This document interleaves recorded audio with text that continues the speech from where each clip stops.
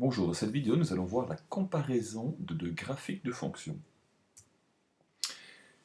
À la page 189, nous avons un graphique avec deux fonctions. Nous avons la fonction f de x et la fonction g de x. Alors ici, nous avons deux colonnes, formulation française et formulation mathématique. Alors on va commencer à remplir la formulation française.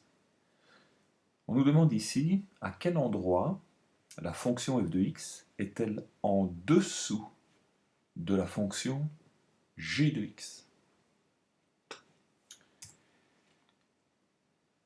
Et donc, si je regarde au niveau des fonctions, on a une intersection, voilà, et dans la partie gauche, on voit qu'en fait, voilà, cette partie de fonction f, eh bien, se trouve en dessous de cette partie-là de la fonction g.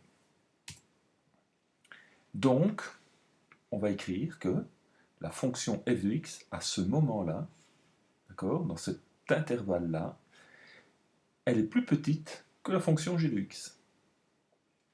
Ah oui, en fait, les valeurs en ordonnée, donc pour une même valeur en abscisse, les valeurs en ordonnée de la fonction f de x sont plus petites que les valeurs en ordonnée de la fonction g de x. Si je prends par exemple l'abscisse, oui, je vais prendre plutôt voilà, l'abscisse moins 2, on voit que son ordonnée pour la fonction f de x, ça vaut 3. Tandis que pour la fonction g de x, ça vaut 7. Donc, on voit bien que les ordonnées pour ces abscisses-là sont plus petites pour la fonction f de x que pour la fonction g de x. Et donc on dit, bien voilà, ce sera le cas pour toutes les abscisses avant l'abscisse 1, avant x égale 1. Alors mathématiquement, on montre bien cet intervalle, voilà, on prend toutes les valeurs avant 1, pas sur 1, puisque sur 1, évidemment, on voit bien que pour l'abscisse 1, la valeur en ordonnée vaut 4, elle est exactement la même pour g de x et pour f de x. D'accord? Alors, à quel endroit, maintenant, f de x est-elle au-dessus de g de x? Au-dessus. Eh bien, on voit que pour cet intervalle-ci, à partir de x égale 1, d'accord, enfin, à partir ou juste après, on voit bien que la fonction f de x est au-dessus de la fonction g de x. Donc, pour, à un moment donné, une même abscisse, on voit que l'ordonnée de g de x, elle est plus petite que l'ordonnée de f de x. Donc ce sera pour toutes les abscisses après x égale 1. Donc voici, on va noter que f de x à ce moment-là est plus grande que g de x. C'est donc sur l'intervalle après 1, d'accord, puisqu'on ne prend pas 1, puisque là c'est exactement la même chose. Et puis pour toutes les abscisses qui sont après. Maintenant on demande à quel endroit f de x rencontre-t-elle g de x? Eh bien c'est à la valeur 1, c'est ici. D'accord? Donc c'est à l'intersection des graphiques. Là. Donc à ce moment-là, f de x est égal à g de x.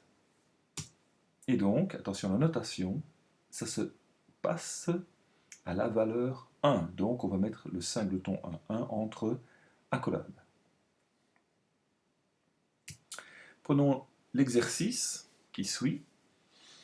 On a donc de nouveau la fonction f de x et la fonction g de x. Voilà, je mets f de x en couleur, g de x, bon, je la laisse en noir.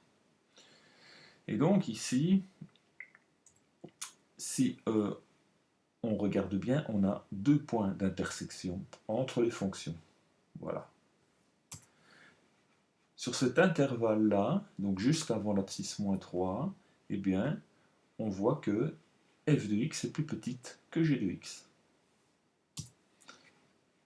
Pour l'intervalle entre moins 3 et 2, eh bien, on voit que f de x est plus grand que g de x. D'accord? C'est au-dessus. Et pour l'intervalle après 2, jusque l'infini, eh bien, nous avons que la fonction f de x, eh bien, elle est plus petite que la fonction g de x. Hein. D'accord? Donc, pour l'abscisse 3, on voit que l'ordonnée de f de x est plus petite que l'ordonnée de g de x. Donc, c'est bien plus petit. Et au intersections, nous avons que la fonction f de x est égale à la fonction g de x. Et donc nous allons compléter ici. F de x est plus grand que g de x. À quel moment est-ce que c'est plus grand? Donc, c'est évidemment dans cet intervalle-ci. D'accord? Mais attention, il ne faut pas prendre les valeurs moins 3 et 2. Donc, c'est crochet ouvert, moins 3, point virgule 2, crochet ouvert de nouveau. Quand est-ce que la fonction f de x est égale à la fonction g de x? Eh bien, évidemment, c'est aux intersections. D'accord? Donc, attention à la notation ici. Ça va être au point moins 3 et 2. Là, attention, on met des accolades parce que c'est un ensemble de points. D'accord? Attention à cette notation-là. Et finalement, on nous demande quand est-ce que f de x est plus petit que g de x. Eh bien, attention, il faut prendre évidemment ces deux intervalles-là. Donc, c'est bien avant, tout ce qui est avant moins 3. Et on ne prend pas moins 3 puisque là, c'est égal. Donc, voilà. Et c'est aussi l'intervalle qui est après. Donc, après 2 jusque bon, l'infini. Et il va falloir prendre ces deux intervalles-là, et donc on les réunit, donc c'est avec le symbole union. Voilà, cette vidéo est terminée, on se revoit pour la prochaine, à bientôt.